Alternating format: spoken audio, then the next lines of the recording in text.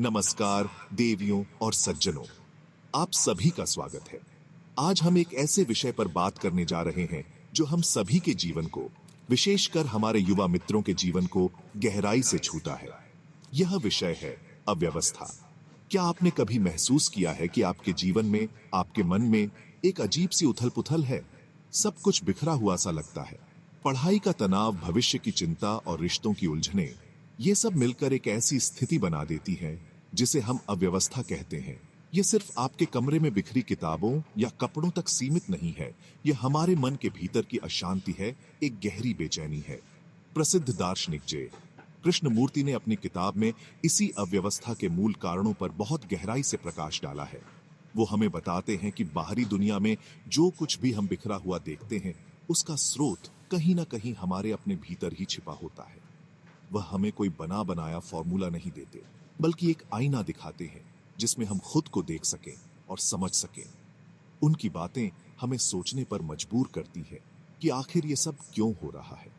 हम क्यों इतना बेचैन और अशांत महसूस करते हैं, जबकि हम सभी एक शांत और सुखी जीवन जीना चाहते हैं। तो चलिए, आज हम और आप मिलकर इस यात्रा पर चलते हैं। यह यात्रा है स्वयं को समझने की, अपने मन की गहराइयों में उतरने की। हम कृष्णमूर्ति जी के विचारों को सरल भाषा में समझने का प्रयास करेंगे। सोचिए, अगर आपको यह पता चल जाए कि आपकी बेचैनी का असली कारण क्या है, तो क्या आप उसे दूर करने का प्रयास नहीं करेंगे? ज्ञान की यही शक्ति है। यह हमें अंधकार से प्रकाश की ओर ले जाता है। यह हमें वह दृष्टि देता है जिससे हम समस्याओं को सिर्फ देख ही नहीं पाते, बल्कि उनके समाधान तक भी पहुंच सकते हैं। यह चर्चा खास तौर पर हमारे विद्यार्थी मित्रों के लिए है, जो जीवन के एक महत्वपूर्ण मोड़ पर खड़े हैं। आपके सामने कई चुनौतियां, कई सवाल हैं और कई रास्ते हैं। ऐसे में मन में थोड़ी बहुत अव्यवस्था आना स्वाभाविक है। लेकिन अगर यह अव्यवस्था हम पर हावी हो जाए तो हमारी प्रगति रुक सकती है। इसीलिए यह समझना अत्यंत आवश्यक है कि हम अपने जीवन को, अपने मन को कैसे व्यवस्थित रख सकते हैं, ताकि हम अपनी पूरी क्षमता का उपयोग कर सकें। तो तैयार हो जाइए इस ज्ञानवर्धक सफर के लिए। तो पहला सवाल यह उठता है कि आखिर यह अव्यवस्था है क्या, और यह हमारे जीवन में आती कहां से है। इसे ऐसे समझिए जैसे आसमान में अचानक काले बादल घिर आते हैं। सब कुछ शांत था और फिर धीरे धीरे बेचैनी और चिंता के बादल हमें घेर लेते हैं। अव्यवस्था का मतलब है स्पष्टता की कमी, दिशाहीनता का एहसास और मन का लगातार अशांत रहना।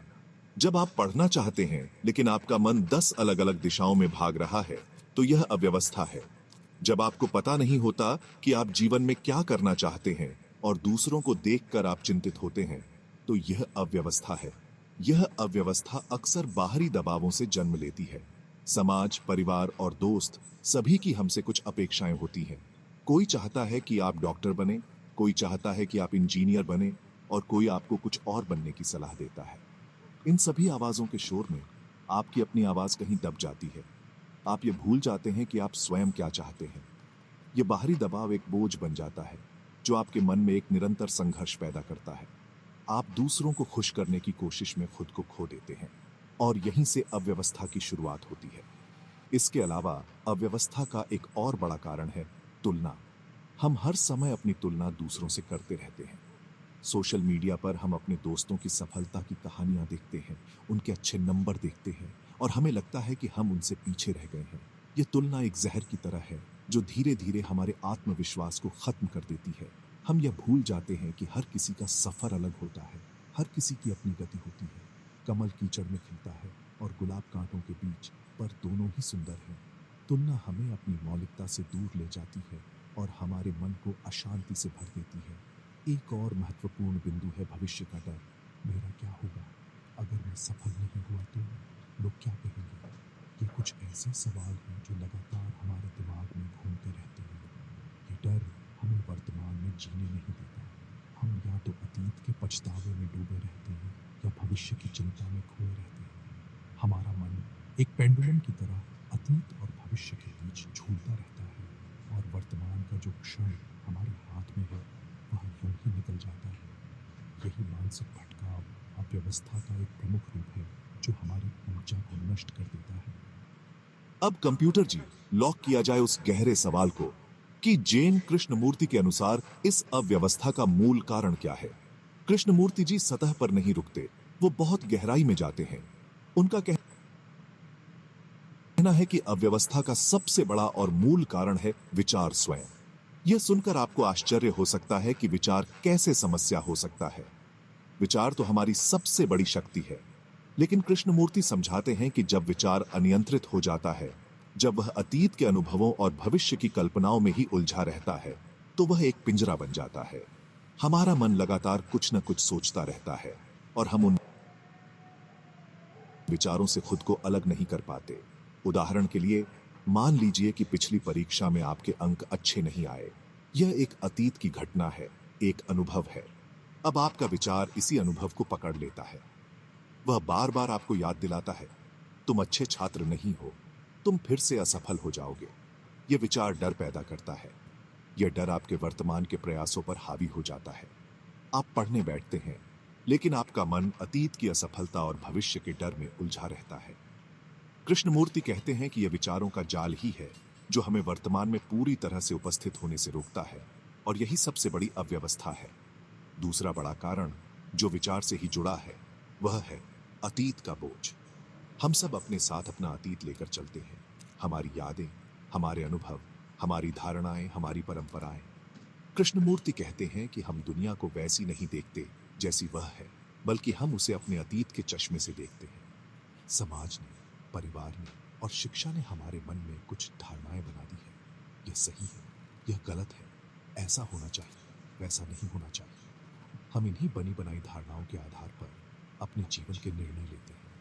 हम कभी भी किसी स्थिति को ताजगी से, बिना किसी पूर्व ग्रह के नहीं देख पाते। यह हमें स्वतंत्र रूप से सोचने से रोकता है। जब कोई हमसे कहता है कि तुम्हें यह विषय चुनना चाहिए क्योंकि इसमें बहुत स्कोप है, तो हम उसकी बात मान लेते हैं, बिना ये पूछे कि क्या हमारी रुचि भी इसमें है। हम समाज द्वारा बनाए गए सफलता के पैमाने को अपना लेते हैं। हम एक ऐसी दौड़ में शामिल हो जाते हैं जिसमें हर कोई भाग रहा है, लेकिन किसी को यह नहीं पता कि क्यों भाग रहा है। कृष्णमूर्ति हमें इसी भेड़ चाल से सावधान करते हैं। वह कहते हैं कि जब तक हम दूसरों के दिए हुए विचारों और विश्वासों पर जीते रहेंगे, तब तक हमारे जीवन में सच्ची व्यवस्था और शांति नहीं आ सकती। तो क्या इस अव्यवस्था से बाहर निकलने का कोई रास्ता है? क्या हम अपने मन को शांत कर सकते हैं? जी हां, बिल्कुल कर सकते हैं। और इसका उत्तर बहुत ही सरल और गहरा है। कृष्णमूर्ति कहते हैं कि समाधान किसी बाहरी गुरु या किताब में नहीं, बल्कि आपके अपने भीतर है। समाधान का पहला कदम है जागरूकता, यानी अवेयरनेस।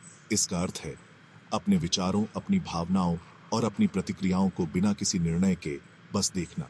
जैसे आप सड़क पर चलती हुई गाड़ियों को देखते हैं, वैसे ही अपने मन में चलते हुए विचारों को देखें। उन्हें सही या गलत ठहराने की कोशिश न करें, बस उनके प्रति सजग रहे। इसे एक उदाहरण से समझते हैं। मान लीजिए पढ़ते समय आपके मन में विचार आता है, यह बहुत मुश्किल है, मुझसे नहीं होगा।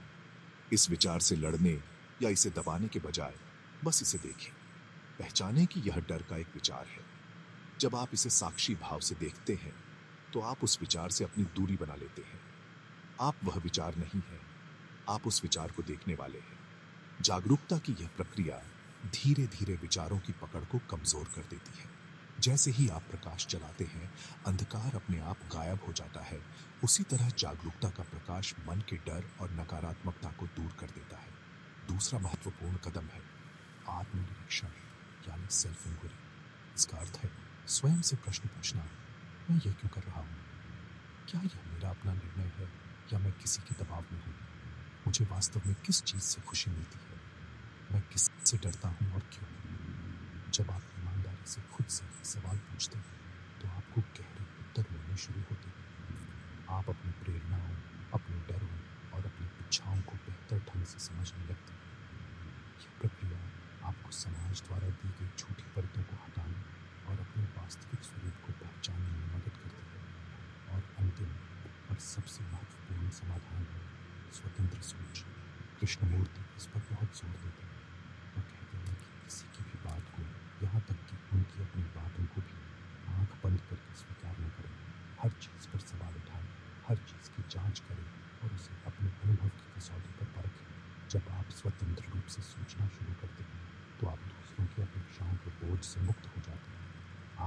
जीवन के निर्णय अपनी समझ और अपनी रुचि के आधार पर लेते हैं। ये सच्ची स्वतंत्रता है, और जहाँ स्वतंत्रता है वहाँ भय नहीं हो सकता है, जहाँ भय नहीं है वहाँ अव्यवस्था नहीं हो सकती। तो देवियों और सज्जनों, आज की हमारी यह चर्चा अब अपने अंतिम पड़ाव पर है। हमने जमाआ कृष्णमूर्ति के विचारों के माध्यम से यह समझने की कोशिश की कि जीवन में अव्यवस्था क्यों आती है और हम इससे कैसे मुक्त हो सकते हैं। हमने जाना कि अव्यवस्था का मूल कारण हमारे अनियंत्रित विचार, अतीत का बोझ, समाज का दबाव और भविष्य का डर है। ये सब मिलकर हमारे मन में एक ऐसी उथल-पुथल पैदा करते हैं जो हमें स्पष्ट रूप से सोचने और शांति से जीने नहीं देती। यह एक ऐसा चक्रव्यूह है जिसमें हम उलझ कर रह जाते हैं, लेकिन हर चक्रव्यूह से बाहर निकलने का एक रास्ता होता है। कृष्णमूर्ति हमें वही रास्ता दिखाते हैं। यह रास्ता है जागरूकता, आत्मनिरीक्षण और स्वतंत्र सोच का। यह रास्ता हमें बाहर की दुनिया में नहीं, बल्कि अपने ही भीतर खोजना है। जब हम अपने विचारों के प्रति जागरूक होते हैं, जब हम खुद से गहरे सवाल पूछते हैं और जब हम बिना किसी डर के अपनी राह खुद चुनते हैं, तो हमारे जीवन में व्यवस्था अपने आप आने लगती है। यह किसी नियम का पालन करना नहीं है, बल्कि स्वयं को समझने की एक कला है। एक व्यवस्थित मन ही एक व्यवस्थित जीवन की नींव रख सकता है। मेरे युवा मित्रों, मैं जानता हूं कि यह सब सुनने में शायद थोड़ा मुश्किल लगे, लेकिन इसकी शुरुआत बहुत छोटे छोटे कदमों से की जा सकती है। जब भी आप तनाव में हो, बस एक पल के लिए रुकें, अपनी सांसों पर ध्यान दें, देखें कि आपके मन में क्या चल रहा है। किसी भी निर्णय को लेने से पहले खुद से पूछें, मैं यह क्यों करना चाहता हूं? दूसरों से अपनी तुलना करने के बजाय अपनी खुद की प्रगति पर ध्यान दें। हर दिन खुद को थोड़ा और बेहतर जानने की कोशिश करें। यही अभ्यास धीरे धीरे आपके जीवन में एक बड़ा बदलाव लाएगा। तो चलिए, आज हम सब यह संकल्प लें कि हम अपने मन के मालिक बनेंगे, उसके गुलाम नहीं। हम अपने जीवन को जागरूकता और समझ के साथ जिएंगे। याद रखिए, आपके भीतर असीम शांति और शक्ति का स्रोत है। आपको बस उसे खोजना है। आपका जीवन एक कोरा कैनवास है और आपके विचार उसके रंग हैं। इन रंगों को समझदारी से चुनें और आप एक सुंदर, शांत और सार्थक जीवन का चित्र बना सकते हैं। इसी सकारात्मक संदेश के साथ मैं आप सभी के उज्जवल भविष्य की कामना करता हूँ। शुभ रात्रि, शब्बा खैर।